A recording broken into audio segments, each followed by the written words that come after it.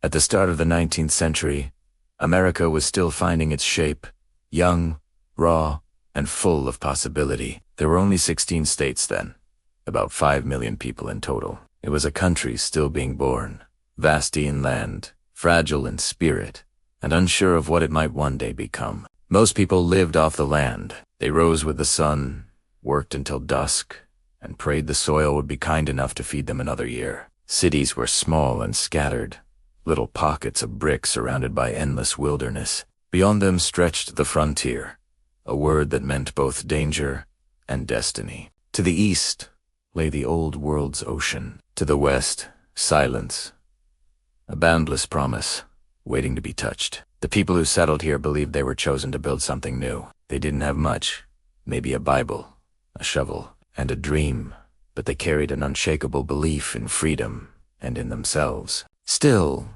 this was not a single story. Native nations lived across the plains long before anyone else arrived. Enslaved Africans worked in the South under unbearable conditions. Immigrants from Europe poured into the ports, clutching whatever hope they had left. Together, willingly or not, they became the threads of a new and complicated nation.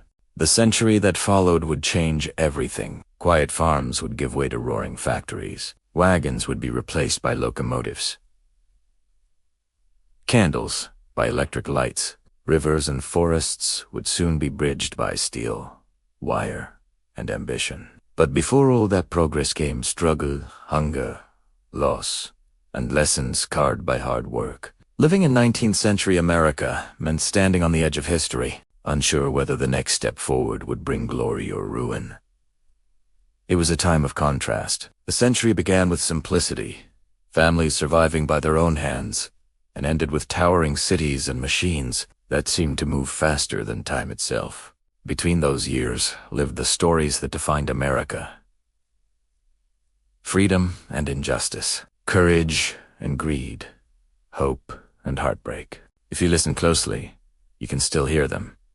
The sounds of the people who came before. The creak of a wagon wheel, the thud of an axe against wood, the whisper of a mother's prayer in a one-room cabin. These were the sounds that built a country. America, even then, was more than land. It was an idea that anyone could be free, that hard work could change a life, that a new world could rise from the old. But those dreams would be tested again and again by war, by ambition, by the struggle between who we are and who we hope to be. Our story begins where the roads ended at the edge of the frontier, where forests met sky and silence met courage. It was sturdy, in the stillness of the early 1800s, that the American spirit took root, humble, restless, and full of grit. Before the engines, before the noise, before the rush of modern life, there was only silence, and in that silence, people built everything with their own hands. They called it progress. We call it history. The 1800s. A century that shaped the heart of a nation. A century of faith and fear, of discovery and destruction. A century of ordinary people who dreamed, endured, and changed the world in ways they couldn't yet imagine. This is their story. The story of how a country came to life. At the dawn of the 1800s, America was still young, wild, raw, and full of The land itself seemed alive, breathing beneath the feet of those who dared to cross it. For most families, life followed the rhythm of the earth, the slow rise and fall of the seasons. Mornings smelled of pine and wood smoke.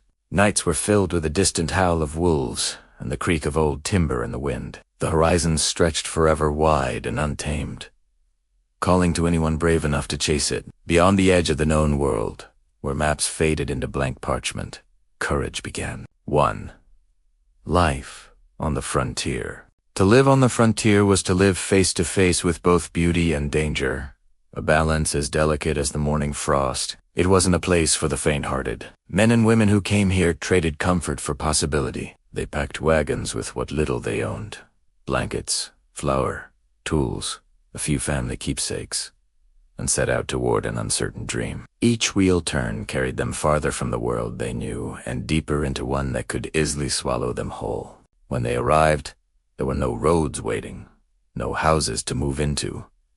They built everything from scratch. Cabins rose from the trees they felled with their own axes, walls sealed with mud and hope. Each plank was a promise that their children might sleep safely through the winter. Smoke curling from the chimney wasn't just warmth. It was a symbol that they had survived one more day. Every morning began before the sun, and every evening ended long after it set. Men hunted, cleared fields, repaired roofs, and fought off hunger and illness. Women worked just as hard, baking bread over open flames, sewing torn clothes by candlelight, hauling heavy buckets from the nearest creek. Even the children worked feeding animals, fetching firewood, keeping watch when their parents were gone. There were no shops down the street, no hospitals to rush to, no government to call for help. The only safety net was one another. Neighbors were not just acquaintances, they were lifelines. When one person's barn burned down, everyone came running. When a child fell sick, the whole community prayed. It was a life built on resilience, not the kind people brag about today, but the quiet, steady endurance that doesn't quit. They called it self-reliance, and it became the backbone of the American spirit. Out here, every nail driven, every loaf baked, every harvest pulled from the earth carried the weight of survival. A diary found from an Ohio settler captures the fragile balance between hope and hardship. We buried 2 cows this winter. The baby coughed all night, but this morning the sky was clear. And for a moment, I thought perhaps we will make it. In those few words lies the truth of frontier life, sorrow and hope, woven so tightly together that you could hardly tell them apart. Money meant little on the frontier. People lived by trade and trust. A blacksmith might mend a plow in exchange for milk and butter. A farmer might chop wood for his neighbor and be repaid in flour or salt. Every transaction was personal, sealed with a handshake. The barter system built community, but it also built compassion.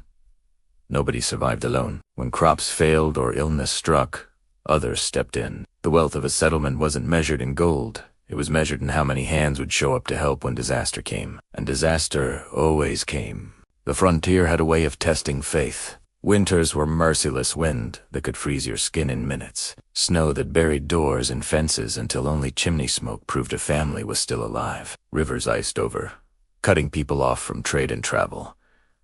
Isolation wasn't an inconvenience. It was a threat. Imagine sitting by a dim fire as the wind howled through the cracks in the walls, wondering if the food stores would last till spring. Nights stretched endlessly, broken only by the sound of coughing or the distant cry of wolves. It wasn't just the cold that could kill you, it was the loneliness. And yet, when the thaw finally came, when the first green shoots broke through the soil, when the rivers roared again and the air smelled of rain and earth, people started over. Every single time.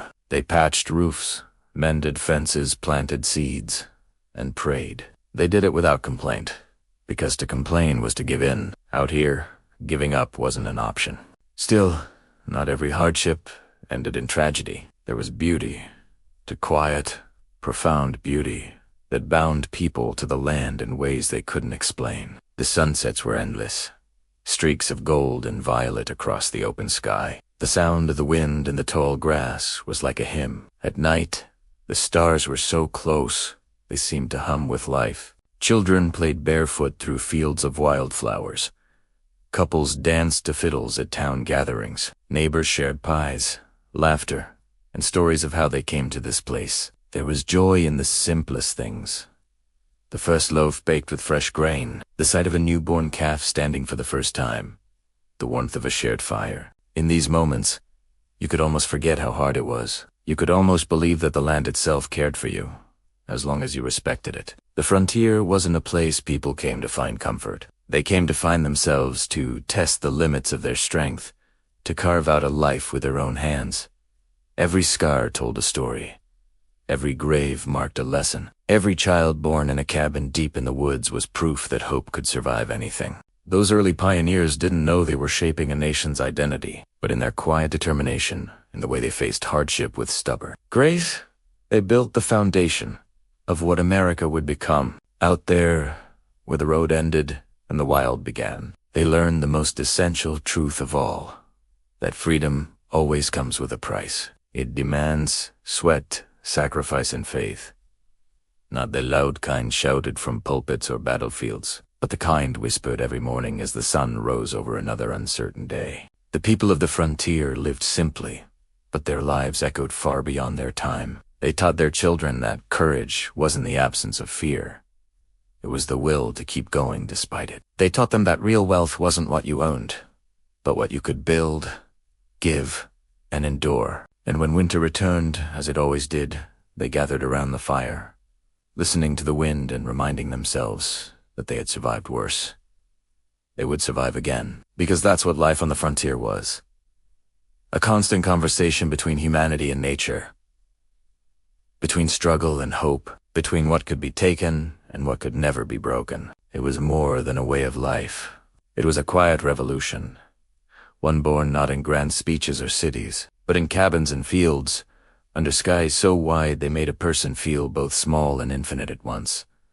That was life on the frontier. Brutal, beautiful, and profoundly human. Family, faith, and survival formed the backbone of life in early 19th century America. A home was more than a dwelling. It was a small universe where every member had a role to play. Fathers worked the land or practiced trades that kept food on the table. Mothers managed everything else: cleaning, sewing, raising children, tending animals, and keeping spirits high when resources ran low. Large families were common, not only because children were a blessing, but because they were needed. Every pair of hands mattered. A boy might drive the plow before he was 10. A girl could bake bread and care for younger siblings before she reached her teens. Childhood was short, responsibility early. In these tight spaces of duty, love showed itself quietly in the way a father saved the last biscuit for a hungry child, or a mother sang softly while stitching torn clothes by the light of a tallow candle. Marriage came early for most, often by necessity rather than romance. A partner was someone to share the work and the worry, a companion to face the winters with. Still, affection grew in the shared struggle. A husband and wife who survived drought, sickness, and endless labor often forged a bond stronger than comfort could ever offer. The church stood at the center of nearly every settlement. It was the moral compass and the heartbeat of the community. On Sundays, families walked or rode 4 miles together under a single wooden roof. The service might last half the day, but no one minded. It was the only time the week's burdens lifted. The sound of him singing floated across the fields like a promise. They were not alone in their trials. Faith shaped the rhythm of life. Before each meal, hands folded in gratitude. When illness struck, people prayed before they despaired. Death was an expected visitor, yet belief in heaven softened its edge. The church was also the town square, the courthouse, and the place of celebration. Weddings, baptisms, funeralists, everything that mattered passed through its doors. Women carried the unseen weight of survival. Their labor rarely earned mention in ledgers or history books, but without them, the frontier would have fallen silent. They tended fires, nursed the sick, birthed children often without help, and managed households that doubled as hospitals, schools, and inns. Many kept diaries not to preserve their names, but to remind themselves that they existed beyond the chores. One entry from a Kentucky wife reads, "The baby is fevered, the men are in the fields. I boiled herbs and prayed. There is never time to rest, but I am thankful still." Men measured their worth in strength and steadiness. Women measured theirs in endurance. Both knew that survival demanded cooperation. A harsh winter or a failed crop could break anyone who tried to stand alone. And so, family extended beyond blood. Neighbors shared food, repaired barns, and comforted the grieving. When a mother died in childbirth, another woman stepped in to feed her infant. When a storm destroyed a house, 10 others helped rebuild it. Community was survival. Faith, too, reached beyond church walls. It was in the patience to plant again after a bad harvest, in the courage to start over when everything burned, in the forgiveness offered to those who failed. Religion gave meaning to suffering and language to gratitude. Even those who doubted rarely spoke it aloud. Disbelief was a luxury for safer times. Evenings were the calm between storms. After the day's work, families gathered by the fire. The father might read a passage from the Bible or a war newspaper months out of date.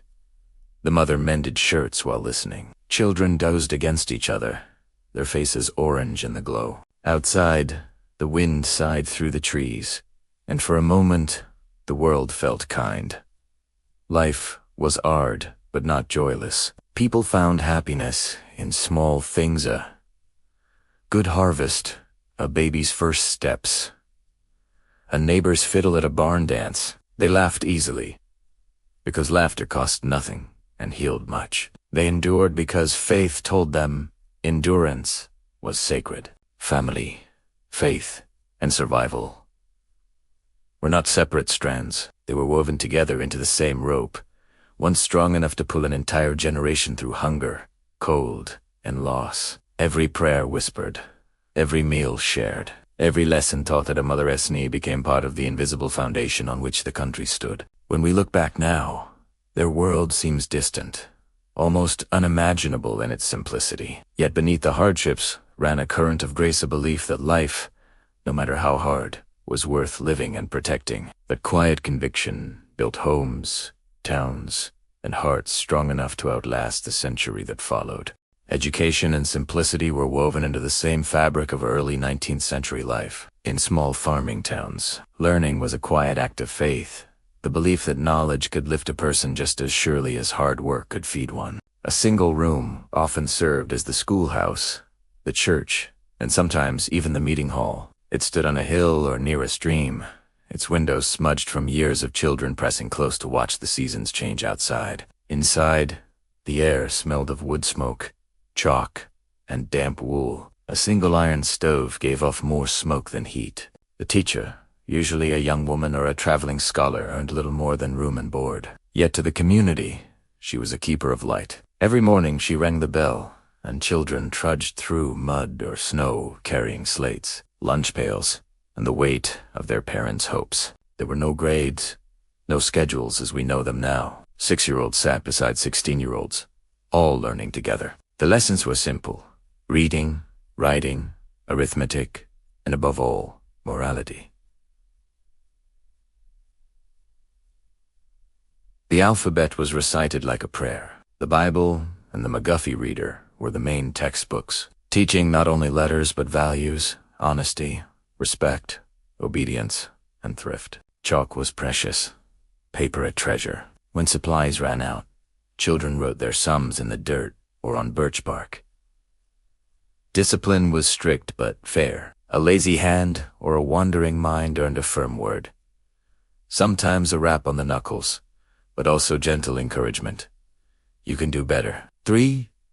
Again. Most children went to school only in winter, when the crops were resting and their help wasn't needed at home. In spring and summer, they returned to the fields, their lessons packed away like tools until the next frost. Yet what little schooling they had meant everything. Being able to read the Bible aloud at family prayers or write a letter to a relative far away was a point of pride that glowed quietly for life. For parents who had grown up without schooling, sending a child to class, even for a few months, felt like progress, a sign that the world might be getting kinder. They believed literacy was a kind of freedom, a way to rise above the brute struggle of survival. Daily life itself was an education. The rhythm of the day was as predictable as the sunrise. At dawn came the sound of roosters and the ring of an axe biting into wood. By midday, the fields hummed with work, the creak of plows, the clatter of pails, the laughter of children feeding chickens. As dusk fell,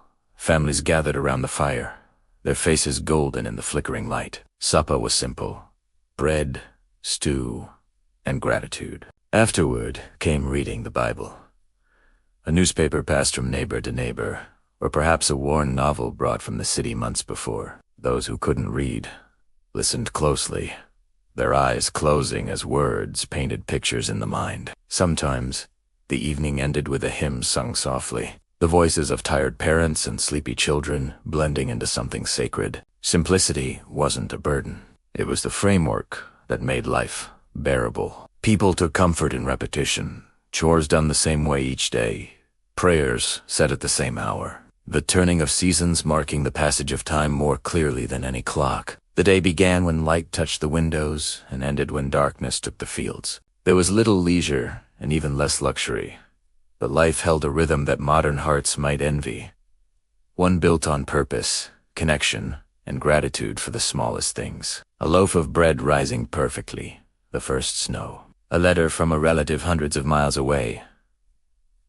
These were events worth remembering. In the midst of it all, learning remained a quiet thread of hope. The one-room schoolhouse stood as a symbol of possibility. Its bell, cracked and small as it was, carried far across the hills, calling not just children, but an entire generation towards something greater. For those who lived then, knowledge wasn't abstract. It was practical and deeply moral.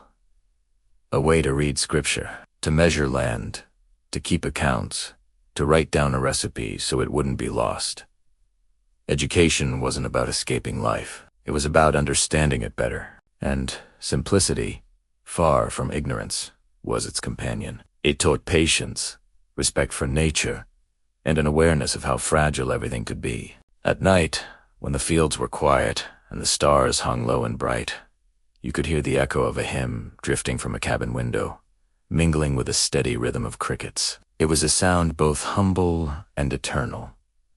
The sound of people who, despite their hardships, believed that the world could be made a little better through kindness, faith, and the steady pursuit of learning. That was education in early America, a candle flickering in the dark, guarded by hands rough from work, but steady with hope.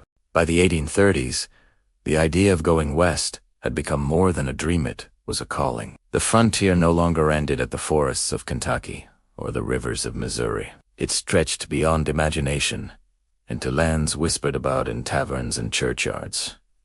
Oregon, California, the territories where, as people said, the soil was rich and freedom even richer. Families packed everything they owned into wagons: seed, quilts, a few books, and the unspoken hope that the next horizon might be kinder. The wagons rolled out at dawn, the wheels groaning under their weight, oxen moving slow and steady toward a land no one in the party had ever seen. For months, the trail became both home and battlefield. The Oregon Trail wound across plains so wide they made travelers feel small beneath the sky. Days began with the smell of coffee and dust, ended with the flicker of firelight and the creak of wagon leather. Children ran barefoot beside the oxen, until their feet bled. Mothers walked 4 miles to save space in the wagon for their infants. Sickness was constant. Cholera, dysentery. Favor words whispered with dread each night as families prayed that tomorrow they'd still all be there. Graves dotted the trail like mile markers. Sometimes a child was buried before noon, and by evening the wagons had to move on. Life didn't stop, not even for grief. And yet, there was wonder, too. There were nights when the sky was so clear that people said they could see heaven itself. Around the campfire, strangers became kin-singing, trading stories, sharing what little food they had. In those moments, they remembered why they came. For land, for freedom, for the simple right to build a life of their own making. They weren't alone on that land. The plains, rivers, and mountains had long been home to countless native nations: the Sioux, the Cheyenne, the Nez Perce, the Shoshone, and many more. Some meetings between settlers and native peoples were peaceful. There was trade, blankets for tools, food for stories. A few tribes guided the travelers through passages, teaching them how to read the sky and find clean water. But other meetings ended in tragedy. Fear and misunderstanding poisoned the fragile trust. Wagons carried rumors faster than truth, and soon, friendship gave way to suspicion. The land itself seemed to hold its breath as the newcomers pressed onward, claiming more of what others already called home. Still, nothing could stop the movement. Newspapers back east called it manifest destiny. The belief that America was meant to stretch from ocean to ocean, that God himself had blessed the expansion. It sounded noble, almost holy, but on the trail, the truth was far simpler. People moved west because they had to, because crops had failed, or factories had taken their jobs, or war and debt had left them with nothing but hope. Each sunrise brought new landscapes, rolling prairies, desert plains, snow-capped peaks, and new trials. Wagons broke. Livestock died. Storms rolled in like walls of darkness. There were moments when the dream seemed impossible, but the alternative, turning back, was unthinkable. A pioneer's diary captured the feeling best. The land swallows us, yet still we walk. I do not know what lies ahead, but I know I cannot go back. As the months dragged on, the journey became a test of spirit as much as strength. Those who survived learned to live with less food, less comfort, less certainty, but they gained something else. Endurance, a quiet defiance against the vastness that surrounded them. When the first travelers finally saw the green valleys of Oregon or the golden hills of California, they wept not just from relief, but from awe. They had crossed rivers, deserts, and death itself to reach a promise written only in their hearts. The road west changed everything. It united families and scattered them. It created new towns and erased old ways. It gave birth to legends of courage, but also to stories of loss that still echo in the dust of the plains. The dream of manifest destiny carried a double edge, one side shining with hope, the other stained with the cost of ambition. But for those who walked the trail, the meaning was personal. It wasn't about destiny, it was about survival, about building something in the vast unknown and believing, despite every hardship, that the future could still belong to them. And so the wagons rolled on through sun and storm, across rivers and mountains, driven by a hope that refused to die. The road west was not just a path across the land, it was a journey into the very heart of the American spirit. By the middle of the 1800s, America began to sound different. The quiet rhythm of hooves and wagon wheels gave way to something new, a thunder that rolled across the land. It wasn't the stormy kind that came from the sky. It came from the ground, from engines breathing smoke and fire, from the rails that stretched farther with each passing year. The first time people saw a train, they said it looked alive, a monster of iron and steam. It screamed, hissed, and shook the earth as it passed. Some ran to see it. Others hid their faces, crossing themselves in fear. But no one could look away. It was power made visible. The earliest railroads were short, just a few miles connecting small towns to ports and rivers. But within a few decades, those short tracks began to link together, one line after another, until they started to form the bones of a new America. A farmer in Ohio could send his grain to New York. A letter from Boston could reach Chicago in days instead of weeks. And everything began to move faster. Goods, news, people, dreams. For families who had spent weeks traveling in wagons, the railroad was like a miracle. A journey that once took months could now be done in days. What had been distant and unreachable suddenly felt close. It changed the way people saw their world. The country no longer felt endless. It felt connected. But progress always comes with a cost. The same rails that carried hope also carried destruction. Trains cut through forests and farmlands. They tore across native lands that had stood untouched for centuries. The buffalo, once roaming in endless herds, were hunted to near extinction. For the tribes who had lived in balance with the land, the train wasn't progress. It was invasion. Still, the hunger for expansion didn't stop. Men worked from dawn to dusk, laying track across mountains and plains, through swamps and deserts. Many of them were immigrants, Irish, Chinese, freed slaves, and poor laborers who saw the railroad as their one chance to earn a living. They lived in tents, ate hard bread, and swung hammers in the blazing sun and freezing wind. It was brutal work. Explosions from dynamite sometimes buried crews alive. Others froze to death high in the mountain passes, or drowned while building bridges. Their names were rarely recorded, but mile by mile, they connected a nation. When the Transcontinental Railroad was finally completed in 1869, it was more than just a triumph of engineering. It was a triumph of endurance. On that day in Utah, workers from the east and the west met at Promontory Summit and drove in the final golden spike. Newspapers called it a wedding of the rails. For the first time in history, a person could cross the entire country without ever leaving the ground. The railroad brought prosperity to some and ruin to others. Towns that lay along the tracks flourished, new stores opened, people poured in, fortunes were made. But towns the tracks skipped were left to fade away, their streets growing silent as people moved toward the noise and opportunity of the rails.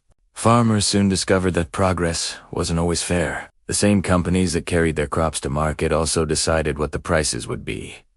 And the prices were often cruel. Many small farmers went into debt, while railroad barons grew richer than kings. Still, for ordinary travelers, the first train ride felt almost like magic. Imagine sitting by a window, the wind from the open carriage brushing your face as the landscape raced past green fields, rivers, distant mountains. People spoke in hushed tones the first time they saw the world move that fast. Strangers shared food, stories, and the thrill of a future that felt suddenly bigger. The railroads didn't just change space, they changed time itself. Before trains, every town kept its own clock. Noon in one place might be 15 minutes, different from noon in the next.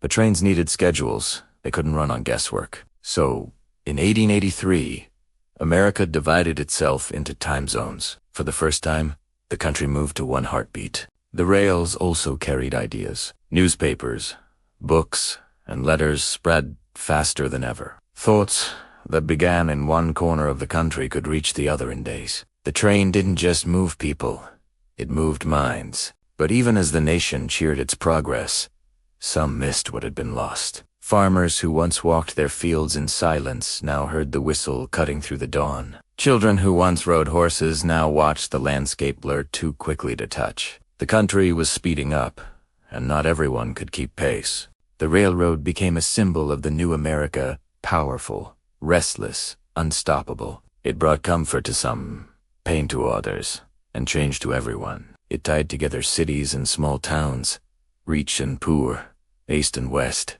And somewhere along those endless miles of steel, between the smoke and the sparks, the soul of America began to change. The nation that had once crawled across the land with wagons was now racing toward the future. The trains didn't just carry freight, they carried identity. They carried ambition. They carried the sound of a people learning to move faster than ever before. By the end of the century, the whistle of a train was the sound of home for millions. It was the sound of progress, of arrival, of promise. And as those engines roared through valleys and mountains, they announced to the world that the United States had found its rhythm, loud, determined, unstoppable. The rise of the railroads wasn't just about steel and smoke. It was about people, dreamers, workers, travelers, all of them pulled forward by the same belief that something better was waiting down the line.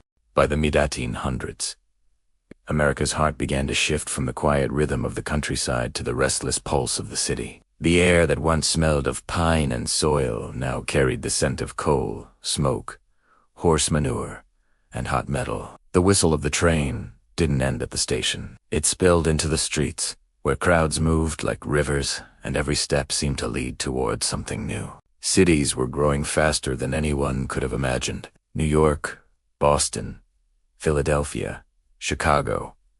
Once modest towns exploded with life. Immigrants arrived by the thousands every week, stepping off ships with little more than a name and a dream. They brought with them languages, traditions, and an unshakable belief that here, in this strange and noisy place, they might finally build something of their own. But the city was no easy paradise. It was alive, yes, but it was also hungry. Buildings rose quickly, streets narrowed, and people piled into cramped tenements where families of 6 or 8 shared a single room. The walls were thin, the air thick, and the nights never truly dark. Rats scurried across floors, water came from shared pumps, and the promise of a better life often felt like another dream slipping away. Still, no one could ignore the energy. The city was movement, the clang of blacksmiths, the shouts of vendors, the rumble of carts over cobblestone. There were new jobs everywhere. In factories, on docks,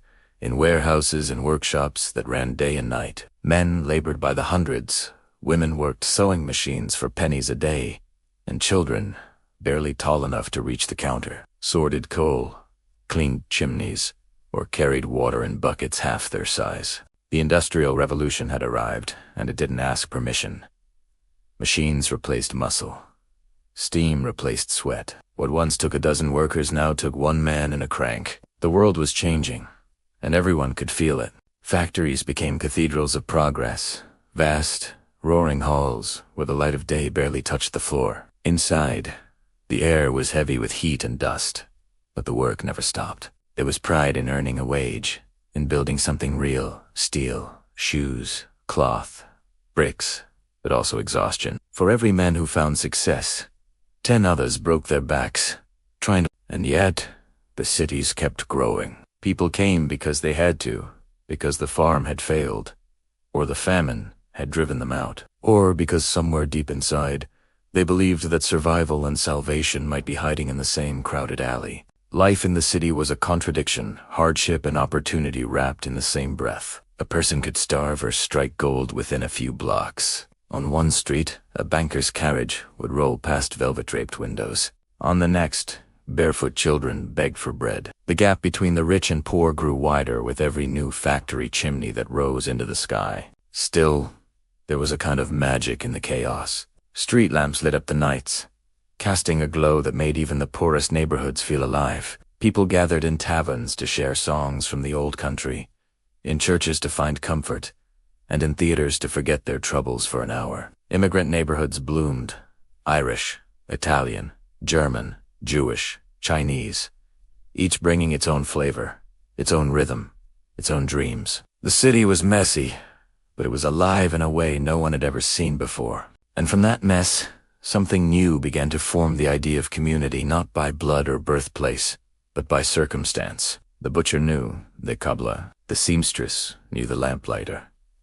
Everyone, in some way, depended on everyone else. When a fire broke out, and they often did, whole blocks would rush to pass buckets of water hand to hand. When a family lost their home, neighbors opened their doors. Life was hard, but kindness survived in small, quiet gestures. The streets were both a stage and a battlefield. Newspapers told of strikes and protests, of men demanding fair pay and safer conditions. Women began to speak louder, too, forming societies, teaching literacy, and working for rights they had long been denied. Ebon children, hardened by labor, began to dream of more than survival. They wanted education, art, a chance to be seen. Through it all, the city never slept. The nights hummed with the sound of industry factory whistles, horse hooves, distant laughter.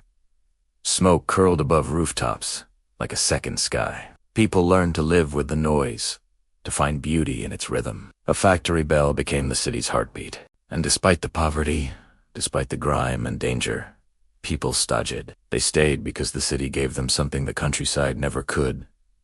The feeling that anything was possible. You could start with nothing and still imagine a different life. A letter from a young immigrant girl captures it best. The air is thick here, and the streets are loud, but I am not afraid. Every morning the sun touches the tops of these buildings, and I feel as if it's touching me, too. Back home, I only dreamed of the world. Here, I am standing in it. That was life in the cities of 19th century America. Harsh, crowded, and relentless, but full of heartbeat and hope. It was the birthplace of progress and inequality alike. The forge where modern America began to take shape. And though the streets were rough and the air thick with smoke, there was something sacred in that struggle. The belief, whispered in every alley and shouted from every rooftop, that the future was being built right there. One brick, one breath, one dream at a time. While the cities of the North filled with noise and movement, life in the South followed a slower, heavier rhythm, one built on sunlight, sweat, and sorrow. Beneath the magnolia trees and endless fields of cotton, a very different America existed, one built by the hands of many, but claimed by the few. From a distance, the plantations looked peaceful. Grand white houses with sweeping porches, oak trees draped in Spanish moss, and fields that shimmered in the heat. To the visitor, it seemed idyllic, almost graceful, but behind that beauty lay the beating heart of human bondage. The wealth of the South was written in the calloused hands and scarred backs of enslaved people who toiled from dawn until long after dusk. Cotton was king, and slavery was its throne. By the 1830s, cotton had become the backbone of the Southern economy. Shipped by the ton to the factories of England and the North, every thread of luxury was tied to the misery of another. Enslaved men, women, and children worked the fields from sunrise to sunset under the burning sun, watched by overseers with whips that cracked through the air like thunder. For plantation owners, life revolved around profit and appearances. Wealth was measured not only in land, but in the number of enslaved people one owned. The more hands in the field, the higher one stood in society. Grand bowls and Sunday sermons filled their days, but the illusion of refinement floated on a river of cruelty. Enslaved families lived in small wooden cabins at the edges of those same fields. Rough shelters with dirt floors and little protection from the cold. Meals were sparse. Clothes were patched and reused, and every day brought the fear of being sold away from loved ones. Husbands and wives could be separated without warning. Mothers clung to their children each night, praying they would not be taken come morning. And yet, in the face of unthinkable hardship, the enslaved refused to be erased. They built a quiet world of endurance and spirit, one that existed beneath the gaze of their oppressors, but beyond their reach. Songs rose from the fields, slow and soulful, carrying messages of hope and sorrow disguised as hymns. They sang of freedom, of deliverance, of a land where chains would fall away. Those songs became the heartbeat of a people determined to survive, even when stripped of everything else. At night, after the overseers disappeared and the fields fell silent, small fires burned in the dark. Around them, stories were told of ancestors, of faraway Africa, of heroes and spirits who could not be broken. Faith thrived in hidden gatherings, where the promise of God's justice felt closer than any law written by man. Some found ways to resist quietly, cleverly, courageously. They broke tools, slowed their work, escaped into the forests, or helped others flee through a secret network known as the Underground Railroad. Each act, no matter how small, was a spark of defiance in a world built to crush it. Meanwhile, the plantation owners clung to their belief that this system was natural, even noble. They told themselves it was the way of the world, that they were civilized, that without them, the land would fall into chaos. But deep down even, they feared what might come if the people they enslaved ever rose to claim what was theirs. Life in the South was a paradox. Beauty and brutality walked hand in hand. Church bells rang across fields where human beings were bought and sold. Gentle laughter drifted from balconies while cries of pain echoed from the quarters below. The Civil War still lay ahead, but already the tension was thick in the air. The North saw progress and profit through machines. The South saw it through ownership and control. The two visions of America could not exist forever on the same soil. Yet within that dark chapter, the enslaved carried something that could not be taken faith. Not the polished faith of the plantation churches, but a raw, burning belief in freedom. It lived in their songs, their prayers, and their eyes. It was passed from mother to child, whispered in the fields, carved into every heartbeat. A former slave once wrote, "They tried to bury us, but they forgot we were seeds." And indeed, from that pain would grow the roots of a future no whip could undo. As the 1850s unfolded, the South continued to shine on the surface. Cotton fields gleaming white under the sun, carriages rolling down dirt roads, plantation homes glowing with lamplight. But the cracks were spreading. Behind every elegant dinner, every sermon of righteousness, was a truth too heavy to hide forever. An entire society built on human suffering cannot stand. The winds of change were beginning to stir, faint at first, like a whisper through the fields. But soon they would grow into a storm that would sweep across the land, tearing down the old order and forcing a reckoning that would reshape the nation. For now, the South remained trapped in its own illusion, proud, wealthy, and haunted. The cotton fields swayed softly under the evening breeze, but if you listened closely, beneath the hum of insects and the chirp of night birds, you could still hear it. The low, steady rhythm of voices singing in the dark. Songs of pain, songs of hope, songs of freedom. And in those voices, the story of America's conscience, broken, but still alive. By the 1850s, the cracks in America's foundation had grown too wide to ignore. For decades, the country had balanced uneasily between two worlds, one built on freedom, the other on bondage. Every new state added to the Union brought the same burning question. Would it be free or slave? Each debate left the nation more wounded, more divided, more afraid of what might come next. In the North, factories roared and cities climbed toward the sky. Progress was measured in machines, in steel and steam. Immigrants poured in by the millions, filling the streets, fueling the economy, and giving rise to a restless, growing middle class. Abolitionist voices grew louder. Men and women who believed slavery was not just an economic system, but a sin that poisoned the nation's soul. Newspapers carried fiery essays. Sermons thundered against injustice, and secret networks carried escaped slaves north to freedom. Intasuit, people bristled. To them, these weren't moral crusades. They were threats. The plantation owners, the lawmakers, tea preachers, all spoke of states' rights, of sovereignty, of a way of life under siege. They saw the abolitionists not as reformers, but as enemies who would tear apart everything they held sacred. The tension thickened with every compromise, every new law that tried to hold the country together. The Missouri Compromise, the Fugitive Slave Act, the Kansas-Nebraska Act. Each one promised peace, and each one delivered anger instead. Neighbors stopped speaking. Families split along ideological lines. Churches divided, newspapers took sides, and politicians shouted across chambers that no longer felt like a single nation's house. Then, in 1852, Uncle Tom's Cabin was published. A novel, just a book. But it moved hearts more powerfully than any speech. It painted slavery not as an abstract issue, but as a human wound. It made Northerners weep and Southerners rage. When President Lincoln later met its author, Harriet Beecher Stowe, he reportedly said, "So you're the little lady who wrote the book that started this great war." By the end of the decade, it seemed the country was holding its breath, and in 1860, it finally exhaled with the election of Abraham Lincoln. Tootie Nort Lincoln represented hope, a man who could hold the Union together and stop the spread of slavery. To the South, he was a symbol of betrayal, proof that their voices no longer carried weight in the government. The day after his election, South Carolina announced it would leave the Union.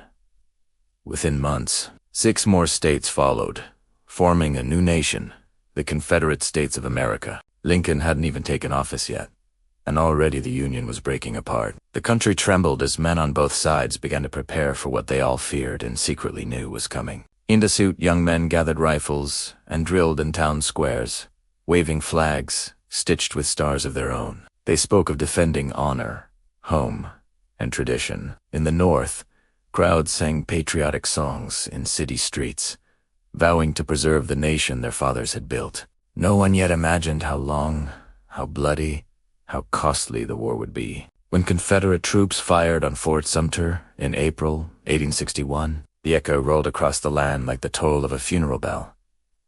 The illusion of unity was gone. Brother had turned against brother. The experiment of democracy, born less than a century earlier, was now at risk of destroying itself. In letters and journals from that time, there's a kind of disbelief, as if people couldn't quite understand how their country had come to this. A soldier from Pennsylvania wrote, "I never hated a man from the South. I never wanted his land or his way of life, but I will not stand by and see our Union torn apart." And in a diary from Georgia, a young woman confessed, "We have prayed for peace, but the Yankees do not hear. The men leave tomorrow. I fear the Lord is testing us in ways we do not yet comprehend."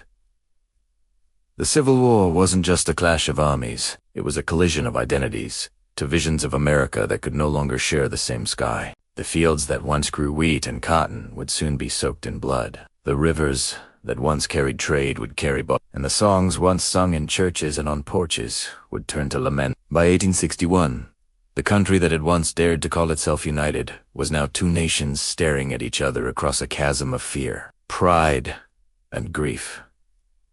The war that was coming would last for long years. It would claim more lives than all the nation's previous wars combined. It would tear families apart, test faith, and redefine what freedom meant. But before it began, in that last fragile moment of peace, America stood still, the air thick with tension, the earth waiting. Somewhere in the distance, a church bell rang. A mother said goodbye to her son.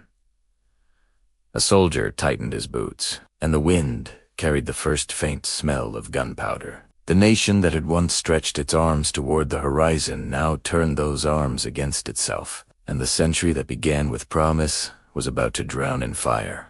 When the first shots rang out at Fort Sumter, the sound echoed far beyond South Carolina's harbor. It rolled through farmhouses, cities, and churches across the nation.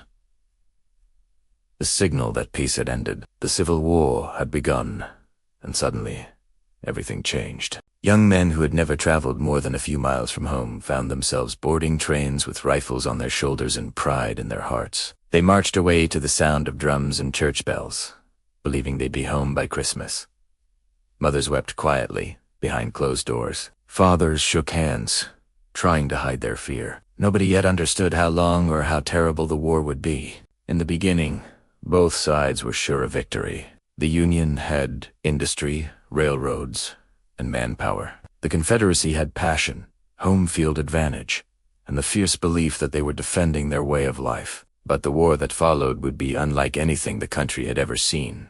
Brutal, personal, and relentless. Battlefields turned into nightmares. Names like Bull Run, Shiloh, Antietam, and Gettysburg would be etched into the nation's memory, each one soaked in blood. Cannons thundered across open fields, rifles cracked like firecrackers, and the air filled with smoke so thick it blotted out the sun. Men fell by the thousands, sometimes within minutes. Doctors worked without anesthesia, sawing off limbs beneath canvas tents that reeked of blood and fear. The wounded lay in the mud, calling for water or for mothers who would never hear them. War poets later wrote of rows of men without faces, and they were not exaggerating. The old rules of battle no longer applied. This was slaughter on an industrial scale. But the story of the war wasn't only written on battlefields. It was written at home, in kitchens, barns, and factories, in the letters that crossed enemy lines, and in the quiet strength of those who stayed behind. While men fought, women kept the country alive. They ran farms and businesses, drove wagons, sewed uniforms, and turned homes into hospitals. Some disguised themselves as men and joined the fight. Others, like Clara Barton, walked through battlefields under fire, tending to the wounded. She would later found the American Red Cross, born from the horrors she witnessed. In both the North and South, women became the backbone of survival. They nursed soldiers, rationed food, and raised children alone. They faced the ache of waiting weeks, sometimes months, for a letter that might never come. The postman's arrival brought both hope and dread, for his bag carried news of life and death in equal measure. Children grew up faster. Boys took over their father's chores. Girls learned to mend, cook, and pray for peace. War became the air everyone breathed. The songs of the time tell the story best. Northern soldiers sang the battle hymn of the Republic. Southern camps echoed with Dixie. But beneath the anthems, every voice, Union or Confederate, shared the same quiet longing. To see home again. Intasuit, as the war dragged on, shortages became unbearable.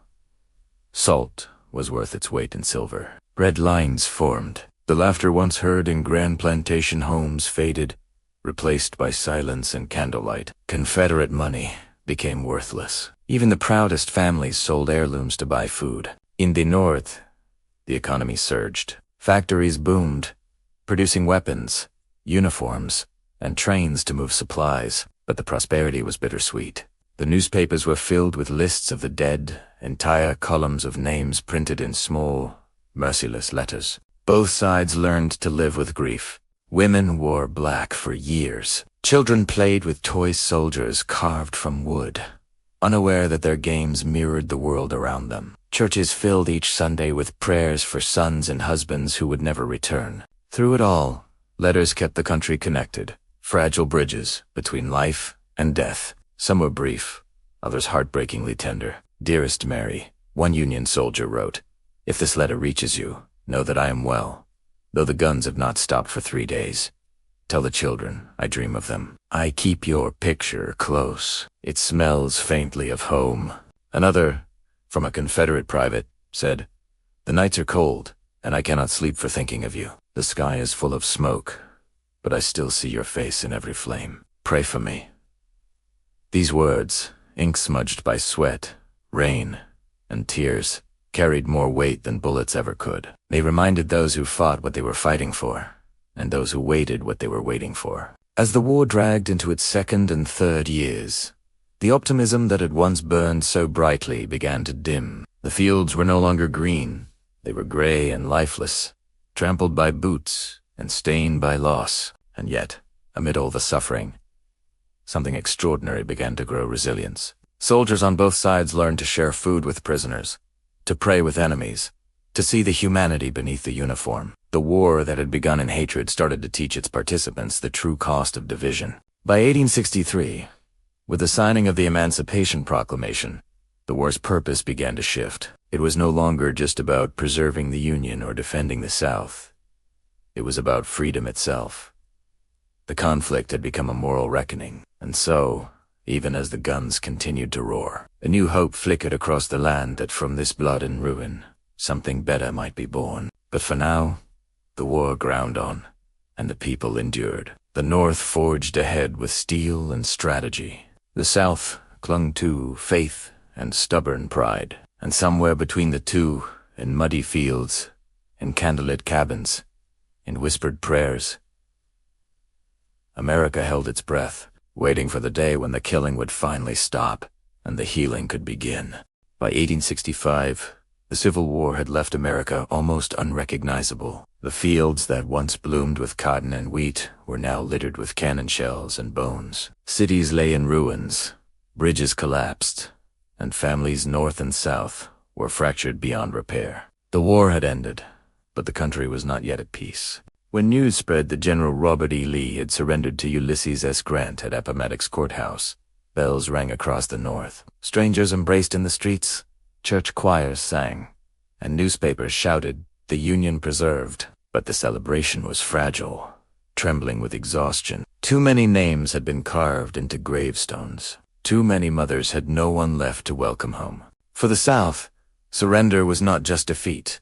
It was a reckoning. Plantations were gone, fortunes vanished, and the world that had stood for centuries was collapsing. For the first time, the enslaved walked free. Nearly 4 million people, once considered property, now stood at the threshold of a new life, uncertain, unprepared, but unbroken. Freedom came with both joy and fear. In some places, enslaved people dropped their tools the moment they heard the news. They ran to roadsides and rivers, laughing, crying, singing songs of deliverance. Whole communities gathered in prayer, their voices rising into the night like firelight. Others received the news in silence, too stunned to believe it, too scarred to trust it. Freedom, after all, was not a gift neatly given. It was a door flung open onto an unknown road. The question that hung in the air was simple but heavy.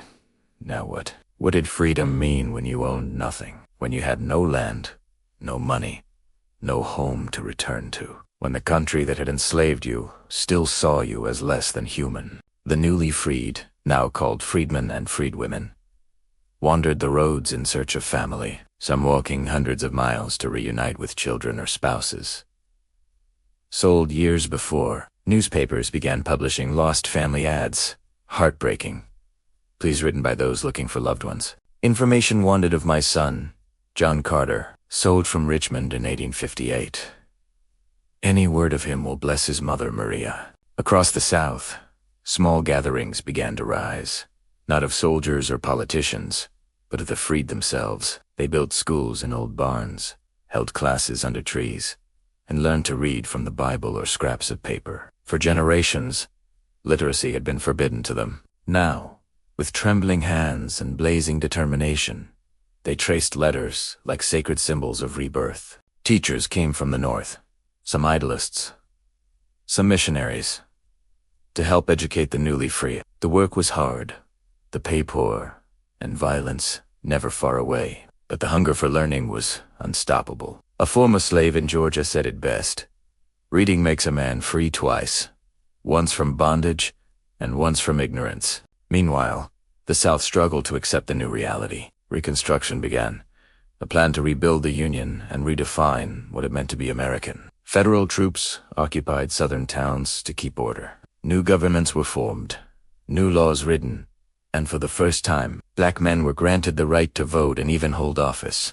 It was a fragile, hopeful time, one when anything seemed possible. Former slaves were now senators, teachers, and business owners. Marriages once forbidden were now recognized by law. Churches filled with gospel songs that spoke not of chains, but of promise. But for every step forward, there was resistance. Many in the South could not forgive or forget. They saw Reconstruction not as healing, but as humiliation. Secret groups like the Ku Klux Klan emerged from the shadows, cloaked in white hoods and hatred. They burned homes, terrorized freedmen, and sought to restore the old order through fear. The war was over, but the battle for the nation's soul had only begun. For the soldiers who returned home, life was not the same. Union veterans carried scars both visible and unseen. Some became farmers again.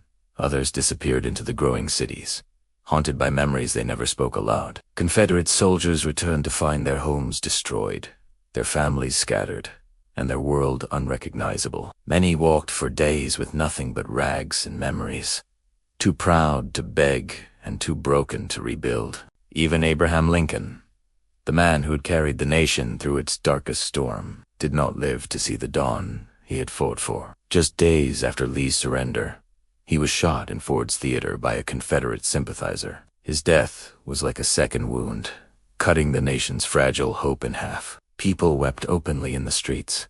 The Union had won, but it felt as though the country itself had lost its heart.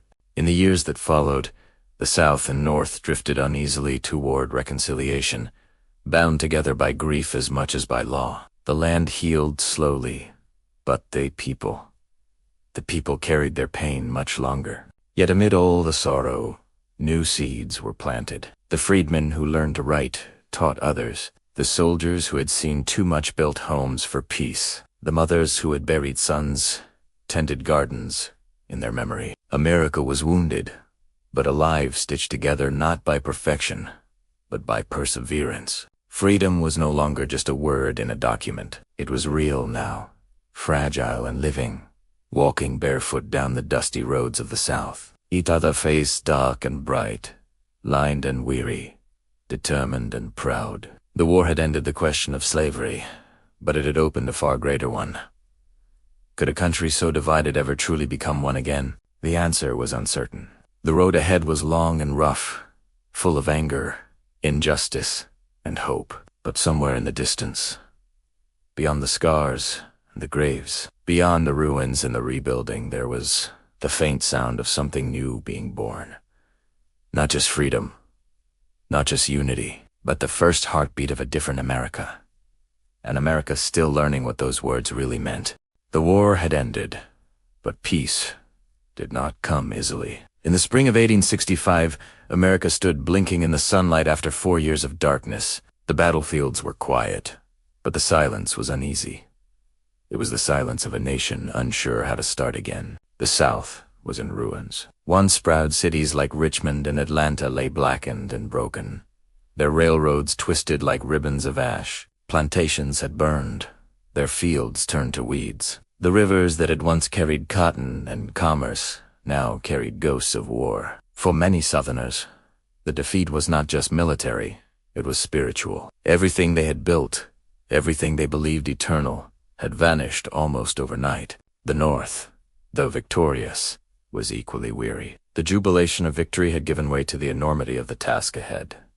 The Union had been saved, but what kind of Union would it be now? What would freedom truly mean for the millions newly emancipated? And how could two halves of a country stitched together by force ever learn to trust each other again? That was the question of Reconstruction, the uneasy, decade-long attempt to rebuild the United States from the inside out. In those early years, hope flickered bright. Federal soldiers occupied the South to enforce peace and protect the rights of freedmen. The Freedmen's Bureau was established, a government agency designed to help the formerly enslaved find work, reunite with families, and access food, housing, and education. In dusty towns and burned-out villages, Northern teachers set up schools and churches, barns, and even beneath trees. For the first time, Black children learned to read their own names, to write their own stories. Imagine the scene. A child tracing letters in chalk while his mother watches from the doorway, tears in her eyes, not of sadness, but of something deeper. For her, this simple act was a revolution. Reading was once forbidden, punishable by the whip. Now, it was a key to a life she had never been allowed to imagine. Freedmen built their own communities, villages, with names like Hope, New Freedom, and Jubilee. They founded churches that doubled as schools and town halls. On Sundays, the air filled with the sound of gospel music, voices rising in both grief and glory. Some found work as sharecroppers, farming the same land they had once labored on for free. The deal seemed fair at first. Rent-a-land paid the owner with a portion of the crop, but the system soon turned cruel. Landowners manipulated debts and prices until sharecroppers were trapped once again. This time, not by chains, but by contracts. Still, the will to survive and rise was strong. Former slaves became teachers, businessmen, and even politicians. In the late 1860s and early 1870s, black men were elected to Congress for the first time. Men like Hiram Revels of Mississippi, who stood proudly in the very chamber once ruled by those who fought to keep him enslaved. For a brief, shining moment, America seemed on the edge of true transformation, but not everyone welcomed this new world. Beneath the surface, resentment festered. Many white Southerners, humiliated by defeat and Reconstruction, saw federal troops as occupiers and former slaves as rivals. They whispered of restoring the old ways, and from those whispers arose something dark, the Ku Klux Klan. At first, they called themselves a brotherhood. They wore white hoods and robes, claiming to be ghosts of Confederate soldiers. But their mission was not spiritual.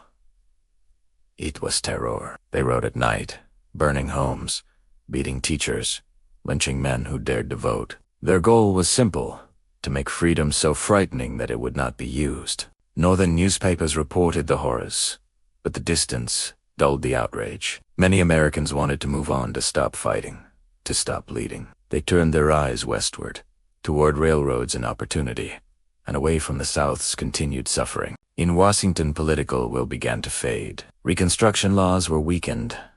Troops were pulled out. Promises of equality were quietly forgotten. By 1877, federal protection for black citizens had all but vanished, and the South slid into what historians would later call the Jim Crow era, a new system of segregation and control, dressed in the language of law. Freedom, once a flame, dimmed into a flicker. For the ordinary people of the South, black and white alike, survival remained the first and only priority. The economy was shattered, and the land had lost its richness. Men returned from war, missing limbs. Widows worked in fields once plowed by their husbands.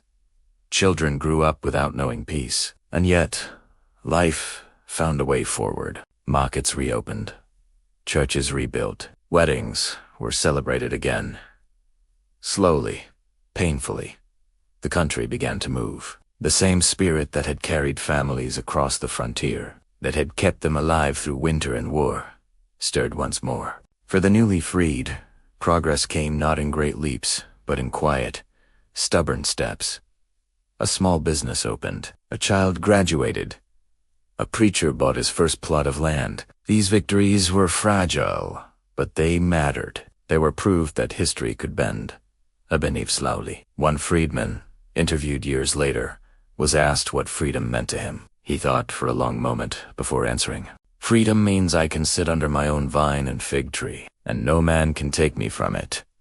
It was a simple dream: dignity, peace, and ownership of one's own life. But in that simplicity lay the heart of what the war had truly been about. Reconstruction, in the end, was not just a political experiment. It was a human one, messy, painful, incomplete, but necessary. It forced a nation to look at itself and ask what kind of people it wanted to be. The answers were not yet clear.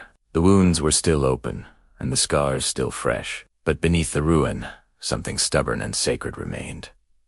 The belief that, somehow, America could still become the place it promised to be. The guns were silent. The flags no longer clashed, but the real battle for justice, equality, and the soul of a divided nation had only just begun.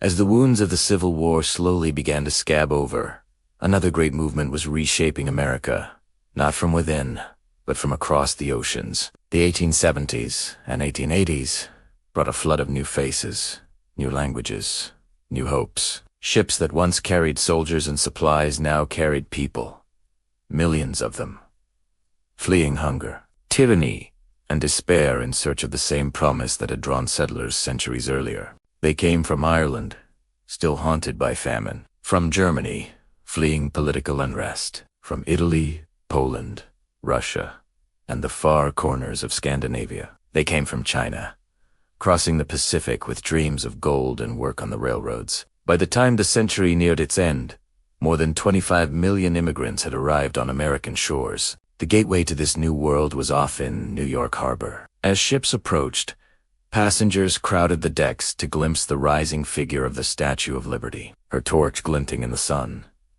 To many, she was not just a statue. She was a promise carved in stone that no matter how poor, how tired, how foreign, they were welcome here. Yet stepping ashore was only the beginning of another struggle. The first stop was usually Ellis Island, where inspectors examined every face, every name, every piece of luggage. Doctors checked eyes for disease, asked strange questions through translators. Some were sent back immediately, denied entry after weeks at sea.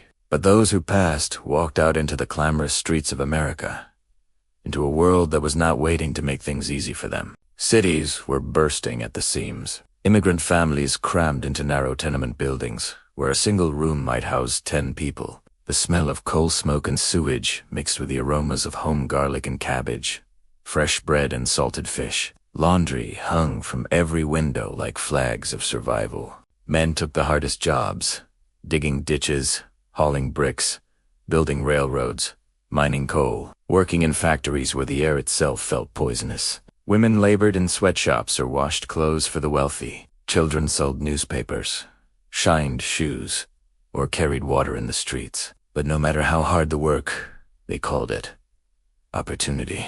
Becauseare for the first time. What you were born as didn't have to decide what you could become. A bricklayer's son could dream of being a teacher. A poor girl from Naples could imagine owning a bakery. A Jewish tailor from Poland could build a business. And a Chinese cook could open a restaurant that became the heart of a neighborhood. The dream wasn't equal. Not everyone was welcomed with open arms. Many Americans viewed the newcomers with suspicion or contempt. Foreigners, they were called dirty, lazy, different. Irish immigrants faced signs that read, "No Irish need apply." Chinese laborers were attacked, their communities burned to the ground. Laws were passed, like the Chinese Exclusion Act of 1882, that told entire nations of people they did not belong. And yet, despite the hatred, they stayed. They stayed because they had nowhere else to go, and because even in hardship, America still offered a kind of freedom the old world never had. Each neighborhood became a patchwork of culture and memory. In one street, you might hear 5 languages. Church bells rang beside the call of street vendors. Newspapers were printed in Italian, Yiddish, and German. Immigrant mothers whispered lullabies from their homelands as their children, born on American soil, answered in English. Life was hard, but hope had a rhythm. Sunday, picnics in the park. Weddings where music spilled out of the windows. Men in flat cabs coming home from the docks with tired smiles.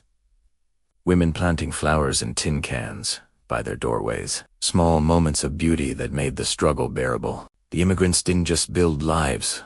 They built America itself. They laid the rails that connected the coasts, dug the canals, raised the bridges, and forged the steel that would soon reach toward the sky in cities like Chicago and New York. They brought with them art, food, music, language, fragments of the world they left behind, woven into the fabric of a new one. They also brought labor movements rose from the sweat of immigrant workers who demanded fair pay and humane hours. Strikes spread across cities. Tenement residents organized for clean water and fire safety. Little by little, their voices shaped laws, reshaped neighborhoods, and began to force the idea that equality wasn't meant for some, it was meant for all.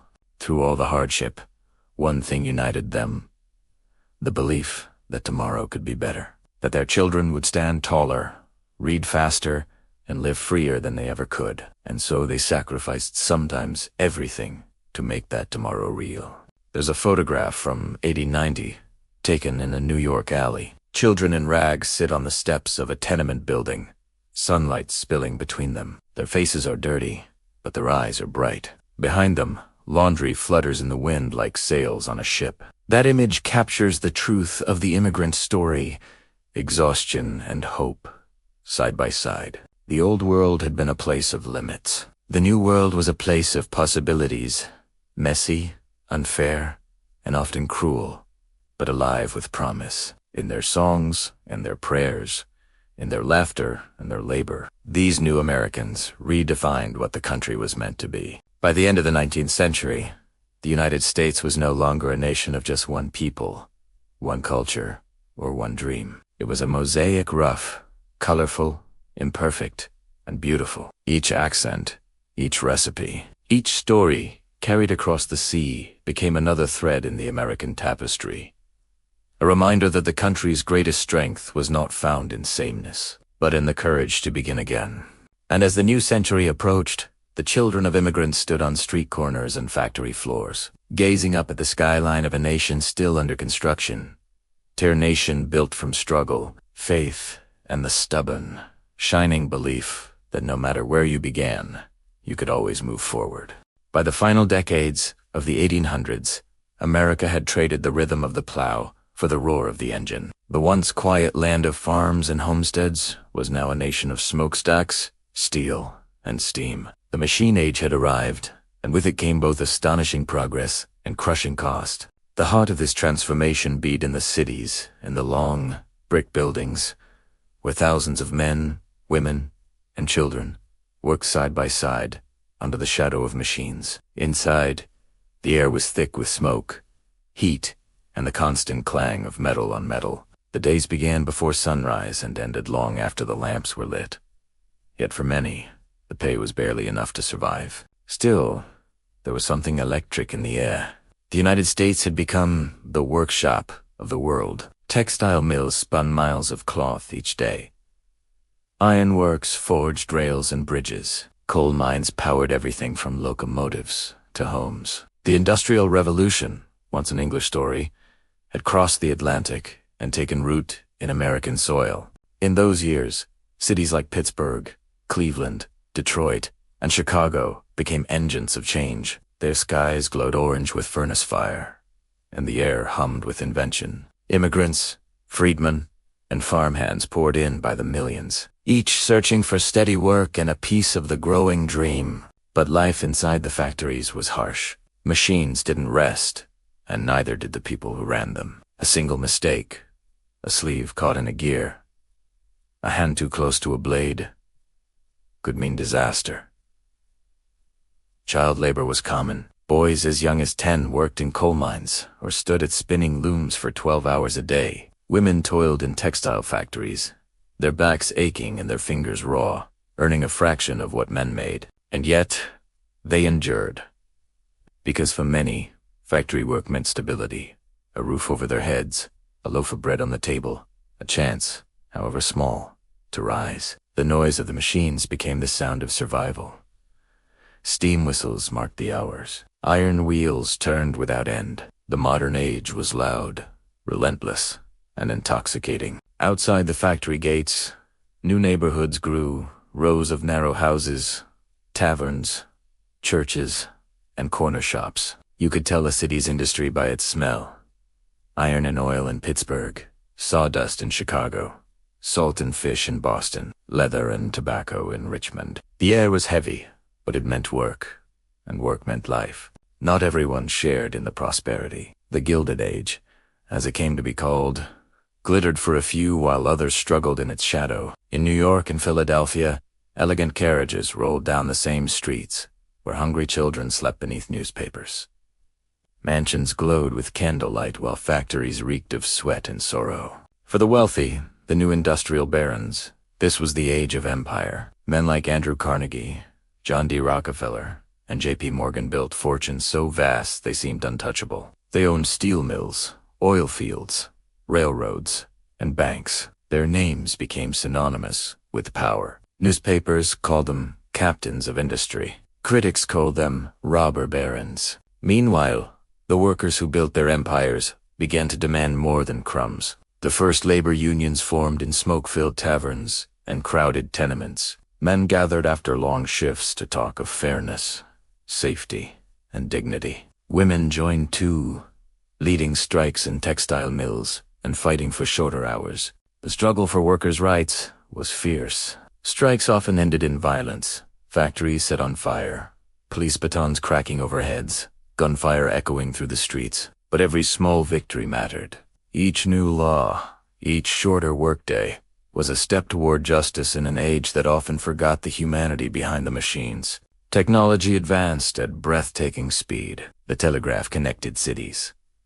The telephone brought voices across miles. Edison's light bulb turned night into day, and electricity began to hum through the veins of modern life. For the first time, people could work, read, and gather after dark without relying on flickering candles or smoky oil lamps. The rhythm of time itself changed. Before, the day had followed, the sun work began at dawn and ended at dusk. Now, time belonged to the clock. Factory whistles marked the hours.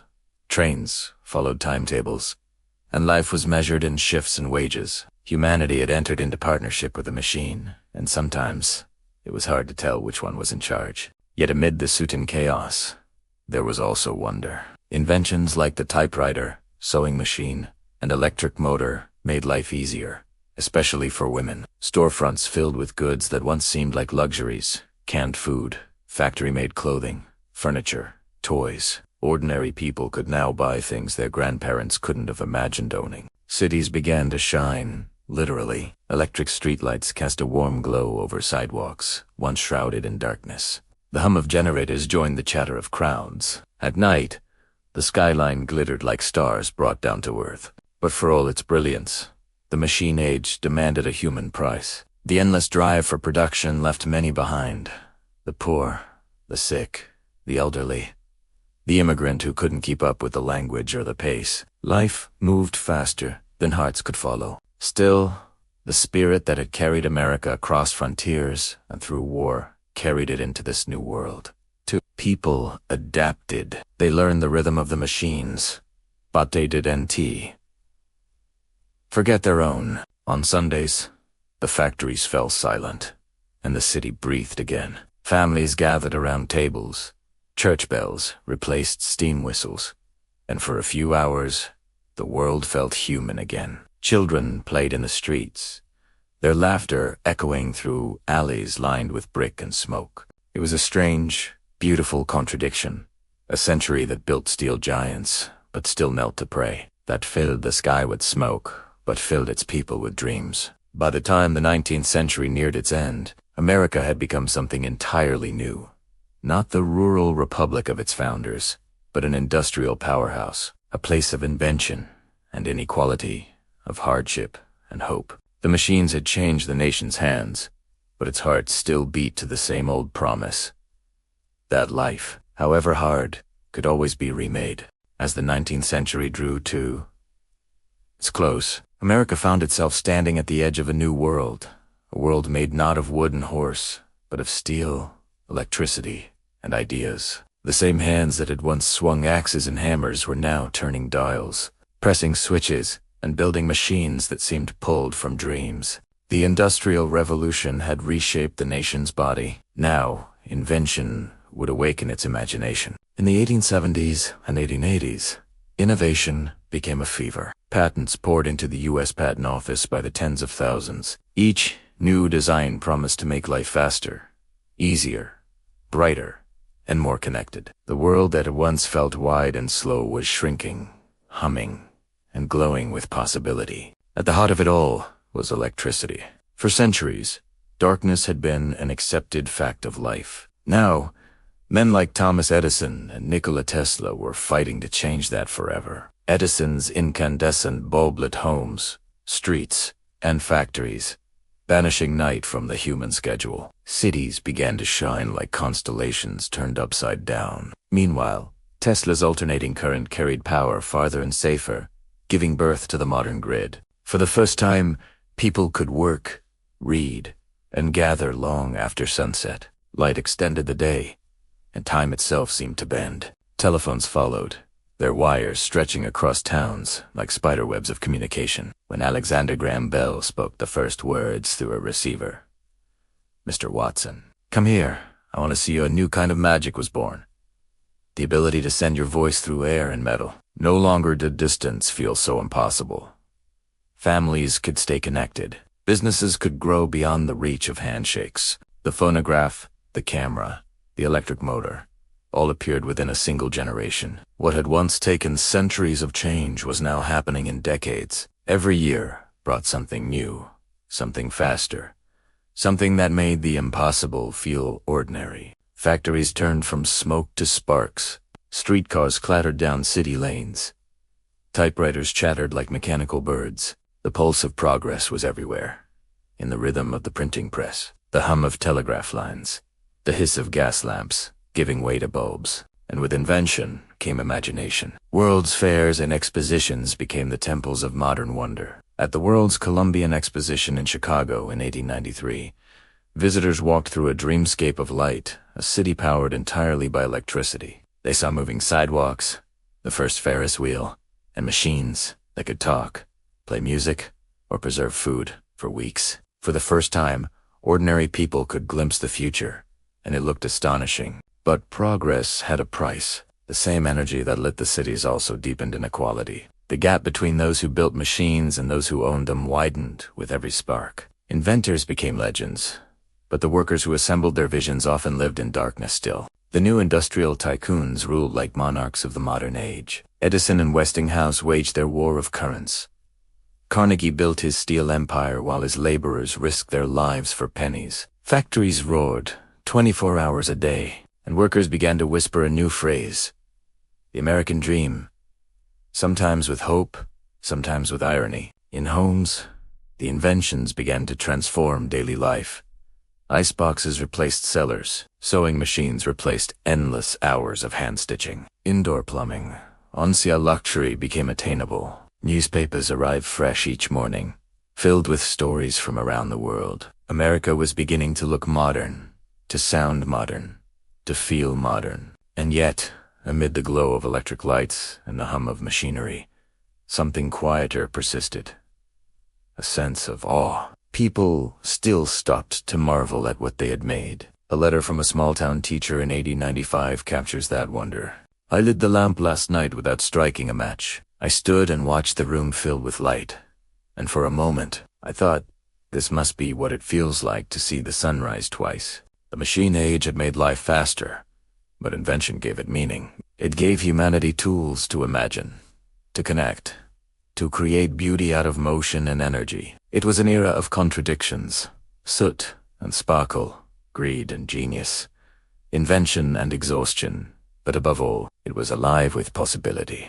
As the century neared its end, America's identity was changing again. The frontier had closed, the railroads had conquered distance, and the cities had grown into monuments of progress. The old world of horses and lanterns was fading, replaced by electric light and steel bridges. The people who had crossed oceans, fought wars, and built factories now stood in the glow of their own creation, wondering what would come next. The answer was simple.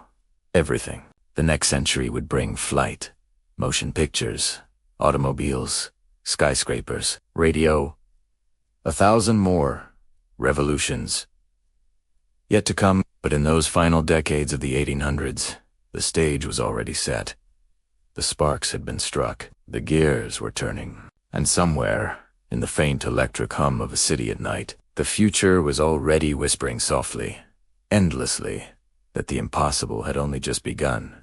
By the 1880s, America glittered like gold, but as writer Mark Twain famously said, it was gold only on the surface. Beneath the shine lay rust, sweat, and struggle. This was the Gilded Age, an era of dazzling fortunes and desperate poverty, of skyscrapers and slums, of invention and corruption. It was a time when America was becoming modern and learning how much that transformation would cost. The cities were booming, their skylines clawing toward the clouds. New York gleamed with electric lights and marble banks. Chicago rose from the ashes of its great fire with steel and ambition. Railroads laced the country together.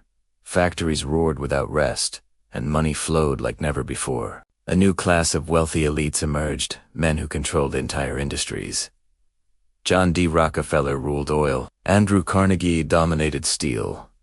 J.P. Morgan financed railroads, mines, and banks.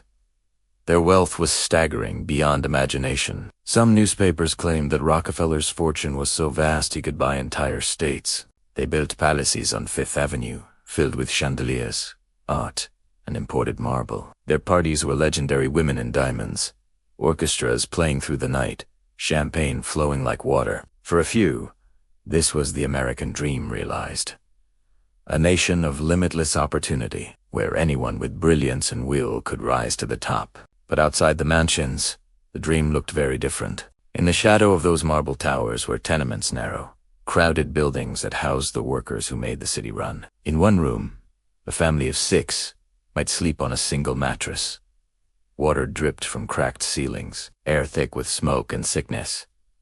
In summer, the heat turned those rooms into ovens. In winter, the cold froze, the walls solid. Child labor was everywhere. Boys worked in coal mines, coughing black dust before they turned 12. Girls sewed in dim workshops until their eyes burned. Wages were low, hours long, and unions were still young. The people who built America's fortune were often the ones least able to enjoy it. It was an age of contradictions. The same trains that carried luxury goods to the rich also carried poor farmers westward, hoping for a fresh start. The same newspapers that praised progress also exposed political corruption. Politics, too, was gilded, shiny, but rotten underneath. Bribes bought laws. Bosses like William Bost, Tweed controlled city governments, trading favors for votes. Elections were noisy and chaotic, but rarely fair. Money whispered, louder than morals. Yet amid the greed, there were voices of conscience. Journalists known as muckrakers began digging beneath the glitter, exposing the truth of poverty, child labor, and corruption. Writers like Jacob Riis used photography to show the world how the poor actually lived. His book, How the Other Half Lives, revealed dark, airless tenements that shocked the public. Reformers, ministers, and workers began to push back. Women like Jane Addams opened settlement houses to educate immigrants and care for the sick. Union leaders organized strikes, demanding better pay and safer conditions. Protesters filled the streets, holding signs that read, "We built this nation. Let us live in it." The government was slow to change, but the people were not. Each strike, each march, each voice added weight to the growing demand for fairness. Despite the tension, the Gilded Age was not only about greed. It was also about possibility. The same restless energy that built fortunes also built cities, universities, and ideas. Philanthropists like Carnegie donated millions to libraries and schools, believing, perhaps to atone, perhaps to inspire, that knowledge should belong to everyone. And technology continued to race ahead. Elevators allowed buildings to climb higher than ever. Steel made bridges soar across rivers. Electricity connected homes, businesses, and dreams. The modern skyline, the very image of the 20th century, was being born. But as the century drew to a close, the divide between the rich and the poor had grown too wide to ignore. On one side stood the mansions of millionaires. On the other, the shantytowns of the laborers who served them. America was both the richest and the most restless nation on earth. For every glittering ballroom, there was a factory floor. For every carriage ride, a crowded streetcar. For every dream of wealth, a nightmare of survival. The Gilded Age was not just a chapter in history, it was a mirror, reflecting the best and worst of what the country could become. It showed that progress and greed, invention and exploitation could exist side by side. By 1900, America stood at a crossroads. It had conquered the land, harnessed steam and steel, and filled its cities with light. But the question remained, could it now conquer itself? Could a nation built on both opportunity and inequality find a way to balance the two? As the new century approached, the answer was still uncertain. The streets sparkled with electric light. But beneath the glow, the same question pulsed in every heart. Was this the golden age of freedom? Or just another kind of cage, gilded and bright? By the late 1800s, the map of America was finally full. The blank spaces that once stretched endlessly westward. The wild, untamed lands that had fueled centuries of dreams were now divided, fenced, and settled. The frontier, that vast symbol of freedom and danger, was closing. For generations, the West had been more than a place. It was an idea, the promise that beyond the next river or mountain, a man could start over, build a home, and shape his own destiny. But as the last wagon trails became railroads and the prairies filled with fences, that promise began to fade. In 1890, the U.S. Census Bureau officially declared that there was no longer a frontier line. America, for the first time in its history, had filled its own boundaries. The news struck like a quiet thunderclap. A nation that had always looked outward, toward the next horizon, now had to look inward. Still, the memory of the frontier burned bright in the American imagination. Newspapers and dime novels romanticized it endlessly. Tales of cowboys, outlaws, sheriffs, and settlers braving the wilderness. Painters like Frederick Remington captured heroic scenes of riders under burning sunsets, two city dwellers and immigrants crowding into tenements. These stories felt like echoes of freedom, reminders of what had once made the country wild and alive. But the truth was more complicated. The conquest of the West had come at a devastating cost, one paid not by settlers, but by those who were already there. For centuries, native nations had lived across the plains, mountains, and deserts, shaping their lives in harmony with the land. Tribes like the Lakota, Cheyenne, Apache, and Nez had their own laws, languages, and stories, entire civilizations that predated America itself. But as settlers poured west under the banner of manifest destiny, their world began to disappear. The government made treaties and broke nearly all of them. Land was promised, then taken. Tribes were forced onto reservations, their homes and hunting grounds reduced to barren soil. Soldiers burned villages, destroyed buffalo herds, and called it progress. The slaughter of the buffalo, once numbering in the tens of millions, was perhaps the cruelest blow. By the 1880s, fewer than 1,000 remained. For native peoples, who had built their culture, economy, and spirit around the buffalo, its loss was more than ecological.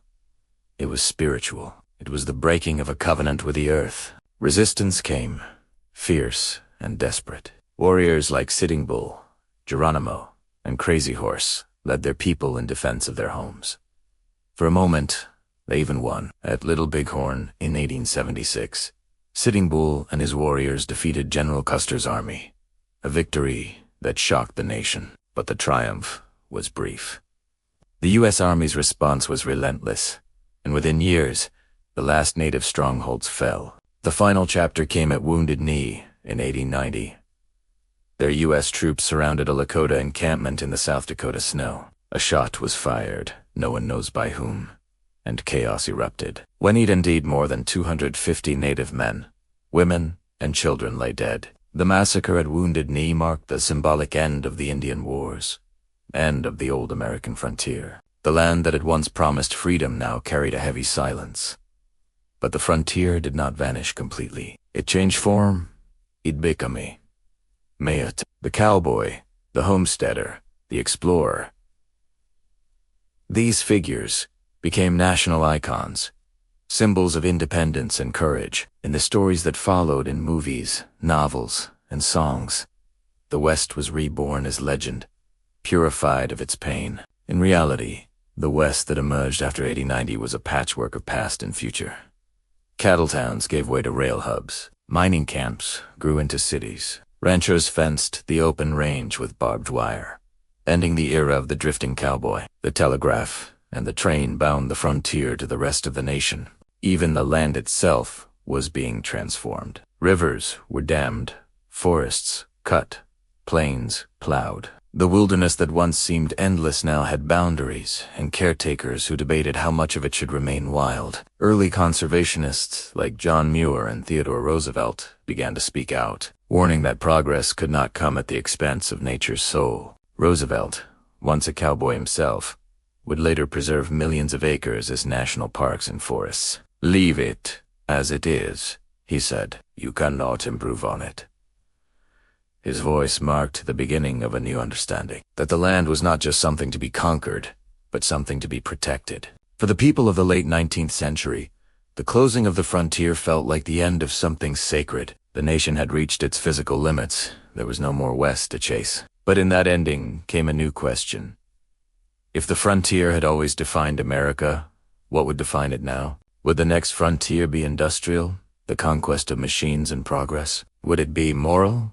The struggle for equality, justice, and unity? Or would it be something unseen? An inward frontier, where the American spirit sought purpose beyond expansion. The frontier had built America's body. What came next would test its soul. And so, as the sun set over the last open plains and the whistle of the last great train echoed through the valleys, the nation stood at a turning point. One ERA ending, another waiting to begin. The wilderness had been tamed. The land was mapped, fenced, and claimed. But somewhere deep inside the American heart, the horizon still called a whisper that said, there is always another frontier, if you have the courage to find it.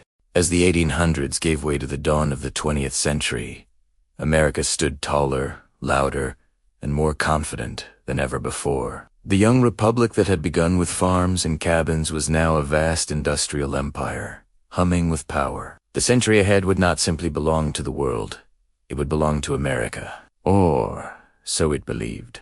From the crowded ports of New York to the smokestacks of Chicago and the oil fields of Texas, a restless energy filled the air. The country was no longer defined by the frontier, but by its cities. Alive with electric light, movement, and ambition. The roads buzzed with streetcars, the skies with the dream of flight, the air with the promise that the impossible might soon be possible. The 19th century had built the foundation: railroads, factories, laws, and myths. The 20th would build upon it something even greater: identity. By 1900, America had become an industrial giant. It produced more steel, coal, and oil than any other nation on earth. Its railroads stretched like veins across the continent. Its factories poured out the products of the new age engines: telephones, automobiles, electric lights, and sewing machines. For the first time, America looked outward not as a struggling republic, but as a world power. The Spanish-American War of 1898, fought under the banner of liberation, had ended with the United States holding territories far from its shores. Puerto Rico, Guam, to Philippines. The country that had once fought for its own independence was now an empire in everything but name. The flag now flew on islands thousands of miles from home. Some called it destiny. Others called it hypocrisy. But there was no denying that the nation's reach had grown. Cities exploded with growth. Skyscrapers, those new cathedrals of steel, began to rise into the clouds. New York's Flatiron Building, completed in 1902, became a symbol of modernity. Thin, elegant, impossible. The skyline itself had become an expression of belief that human hands could touch heaven through effort alone.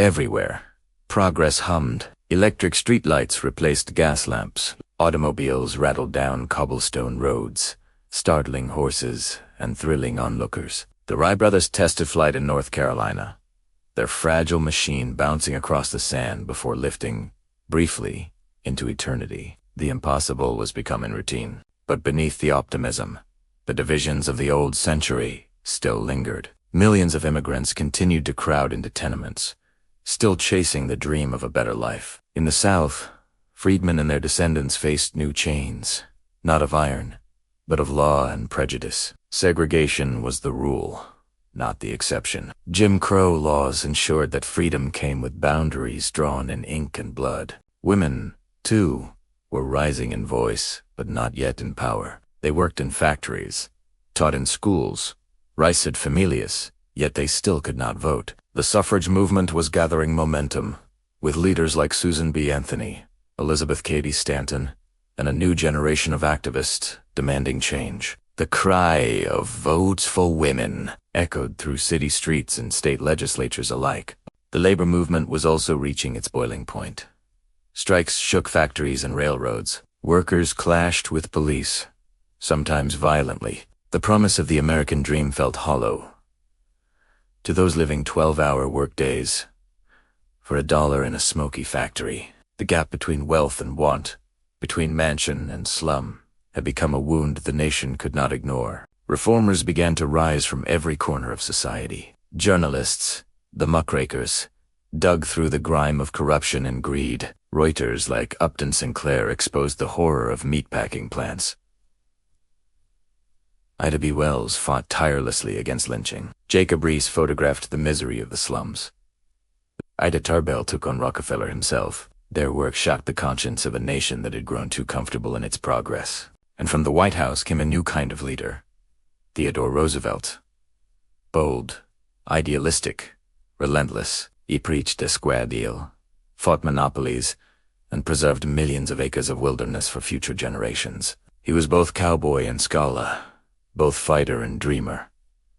The embodiment of America's contradictions. For the first time, ordinary citizens began to believe that government could be used not just to protect the powerful, but to serve the people. The world itself was changing, faster than anyone could comprehend.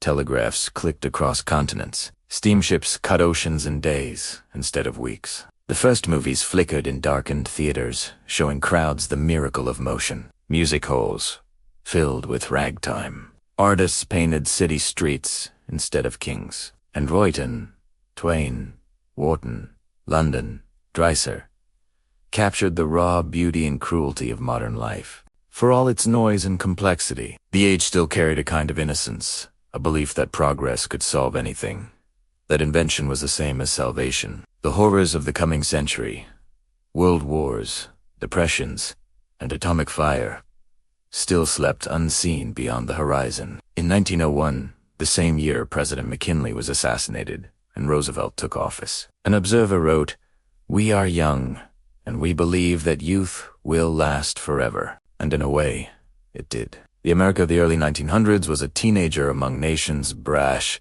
idealistic, impatient, full of promise and contradiction. As 1899 faded into 1900, church bells rang across the country to welcome a new age. Fireworks lit the skies over cities and farms alike. In small towns, people gathered to sing hymns and look forward, imagining a future filled with light, progress, and peace. Few realized how quickly that light would flicker. Few imagined that within a generation, the same engines that powered prosperity would power destruction. But for that moment, that fragile, hopeful moment, America stood united in its faith in tomorrow. The frontier was gone. The factories roared. The lights burned bright. A new century was beginning, and the people who had endured war, expansion, slavery, and struggle now looked at their glowing cities and believed they had built something eternal. They could not yet see the storms that waited beyond the horizon. But as the century turned, America stood ready, its hands on the levers of power, its eyes fixed on the future, and its heart still echoing with the same promise that had carried it from log cabins to electric towers. That out of struggle, something new could always be born. That out of darkness, light would always return. And that the American story, wild, painful, beautiful, unfinished, was only just beginning. When the final decade of the 1800s faded into memory, America stood like a giant awakening from a long, restless dream. It had been a century of birth and blood, of courage and contradiction, 100 years that transformed a scattered collection of colonies into a modern empire. What began with candlelight ended with electric glow. What began with wagons ended with locomotives and telegraphs. What began with a fragile hope for freedom had become a complex, powerful, often conflicted experiment in what that freedom really meant. The 1800s had been both a forge and a mirror, shaping the American soul while revealing its deepest fractures.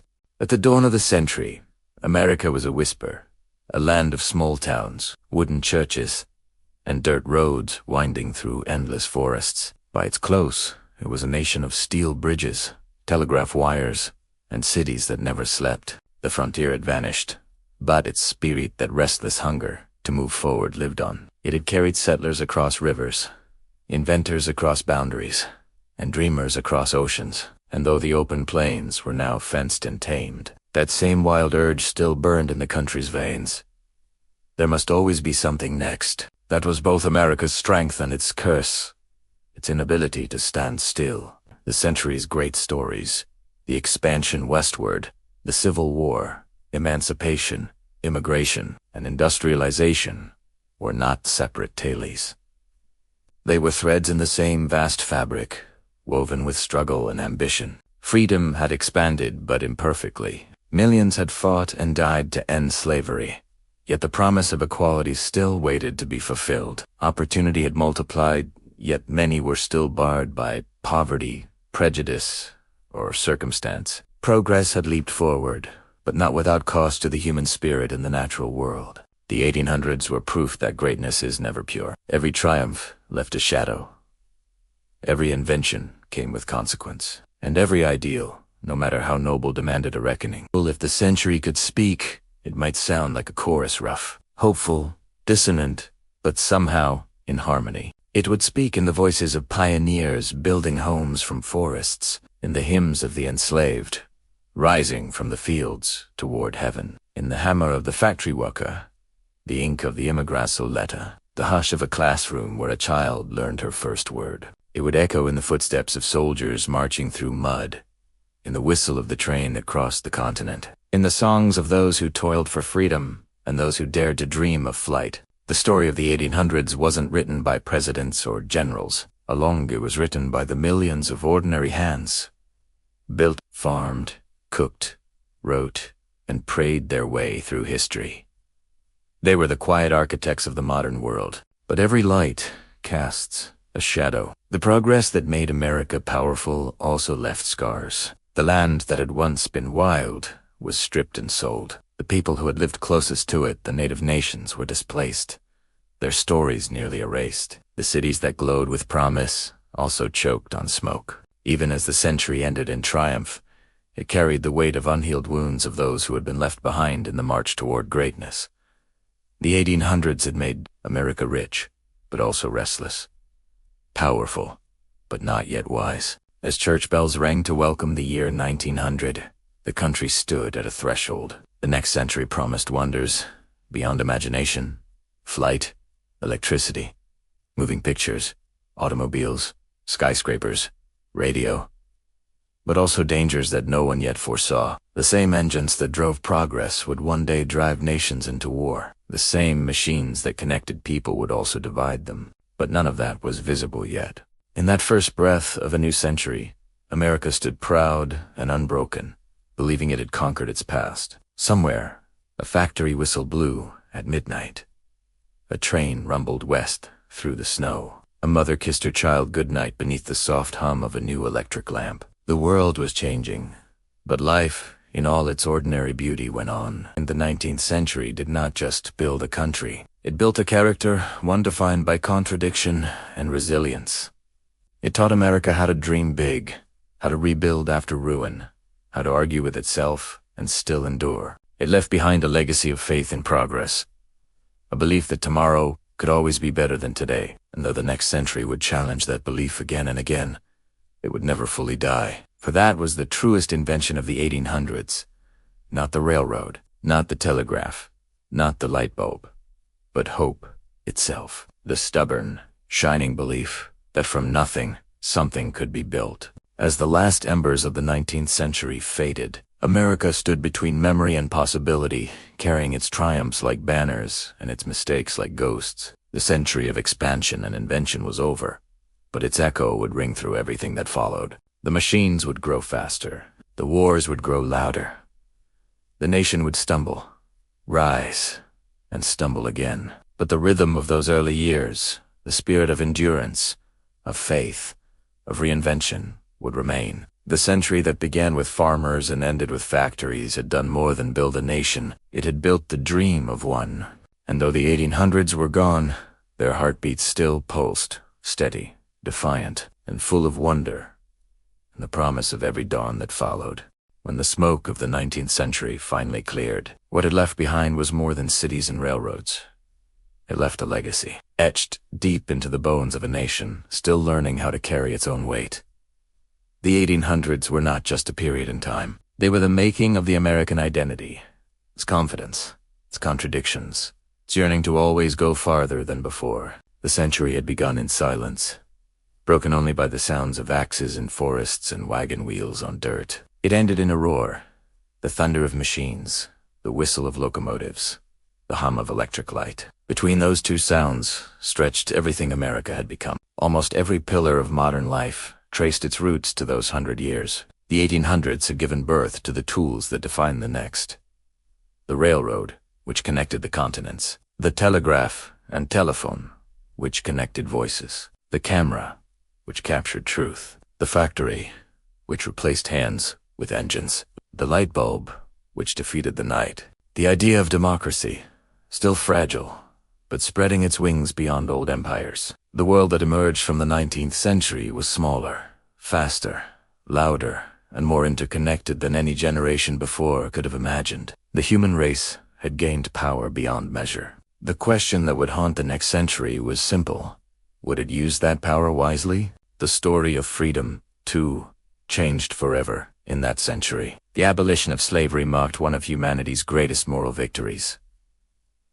A light that still burns through the dark, but freedom did not end with emancipation. It evolved, stumbled, and demanded new voices to keep it alive. For Black Americans, the end of slavery was only the beginning of struggle. The chains had been broken, but walls remained made of law, fear, and silence. Yet even in the face of oppression, they built schools, communities, and churches. They created music, art, and literature that spoke of resilience. Out of their suffering came the foundation of the civil rights movements that would shape the next century. For women, the 1800s lit another fire.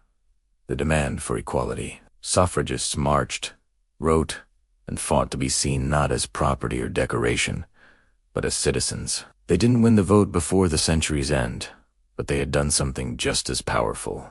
They had been heard. Freedom, it turned out, was not a finish line.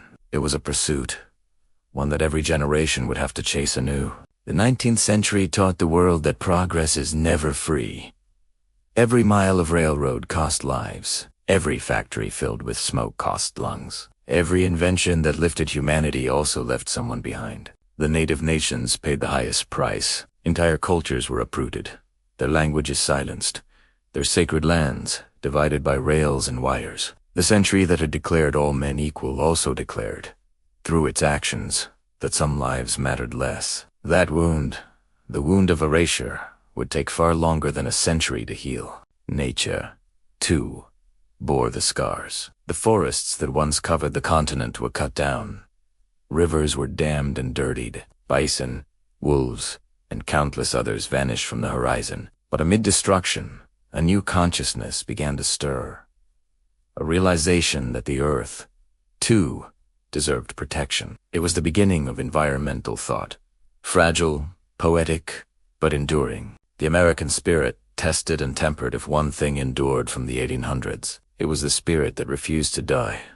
The belief that no matter how divided, how wounded, or how weary, the nation could begin again. It was a spirit born in log cabins, hardened in battlefields, and carried by immigrants who spoke no English but shared one dream. That effort could rewrite destiny. It survived slavery, civil war, famine, and fire. It was not perfect. It was stubborn, idealistic, flawed, but it endured. The same spirit that drove pioneers west now drove inventors, artists, and dreamers forward into the unknown. It was restless. It was sometimes reckless, but it was alive. By 1900, America stood looking both backward and forward, one eye on the past it had built, the other on the future it had yet to deserve. The 1800s had given it everything: industry, identity, and imagination. But it had also given it debts, moral, spiritual, and environmental, that the 1900s would be forced to pay. Yet if you stood on a hill at the turn of that century and looked out over the flickering lights of the cities below, you could feel something stirring. Not pride alone, but purpose. The people who had crossed oceans, fought wars, and survived famine had left behind a gift greater than wealth or invention. They had left behind belief. Belief that humanity could shape its own fate. That the future was not fixed, but forged. That even after the worst of times, light could return. The 19th century never truly ended. Its echo still hums beneath modern life.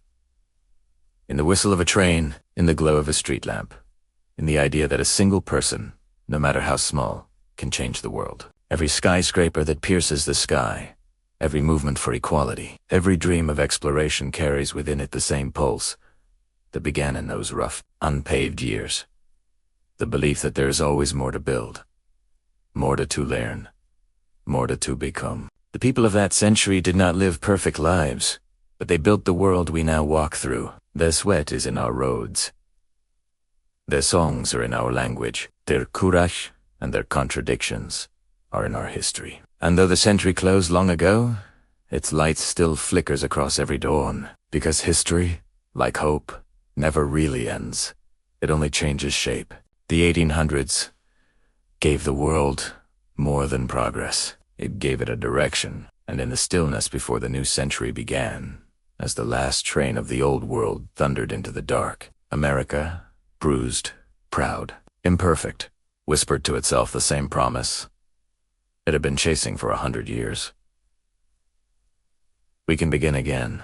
The story of the 1800s ends not with a single event, but with a feeling, the quiet exhale of a century that had spent itself building, breaking, and rebuilding again. It was 100 years of movement, of creation and contradiction, of people learning, often painfully, what it meant to be free, to be human, to belong to something larger than themselves. When that century closed, America stood changed beyond recognition. It had risen from wooden cabins to steel towers, from handshakes to telegrams, from wagon trails to railroads that stitched the nation together like threads of iron. It had endured the fire of civil war, the heartbreak of slavery, the triumph of freedom, and the relentless march of progress. And yet, beneath all that noise and invention, one truth remained unchanged: the soul of the people. The 1800s began as a whisper on a wild continent and ended as a roar heard around the world. It was the century that made America believe in its own story, not as a place, but as an idea. The idea that ordinary people could shape history, that a nation could be born from belief, that no frontier, no obstacle, no hardship was final. It was a time of miracles, but also of mistakes, of iron rails that cut through land that was on, to wars to take, of freedom declared but not yet shared by all, of progress that too often forgot its price. Yet somehow, through it all, the country kept moving forward. Wounded, imperfect, unafraid. The 19th century taught America something no invention ever could: that greatness is not in perfection, but in perseverance. As the century turned, the world paused between two heartbeats. One ending, one beginning. Farmers looked up from their fields at telegraph wires humming overhead. Factory workers wiped soot from their hands and watched the first electric lights flicker to life. Immigrants stepped off ships, blinking into a skyline that glittered like promise itself. They didn't know what was coming: the wars, the machines, the heartbreaks and miracles of the new century. But they believed, as their ancestors had, that the story was still theirs to write. That belief, fragile, stubborn, radiant, was the true inheritance of the 1800s. It was what would carry America through the storms ahead. If you could stand at the edge of that century and look both ways, backward into the wilderness, forward into the future, you would see the full shape of what the 1800s had done. Behind you, forests, wagons, wars, songs, fields, the crackle of fire, the sweat of survival. Ahead of you, light bulbs, bridges, engines, skyscrapers, airplanes, and the unending hum of human ambition. The two worlds met in that single moment. The last sunset of the old world and the first sunrise of the new, and in between them stood the people: farmers, soldiers, mothers, dreamers, inventors, immigrants, all gazing into the light of a new century, hearts full of both fear and wonder. The 1800s did not end so much as it transformed. Its spirit flowed into the veins of the modern age, into the electric wires, the steel rails, the books and songs and cities that would shape the next 100 years. And though time has carried us far from that world, its echo still lingers.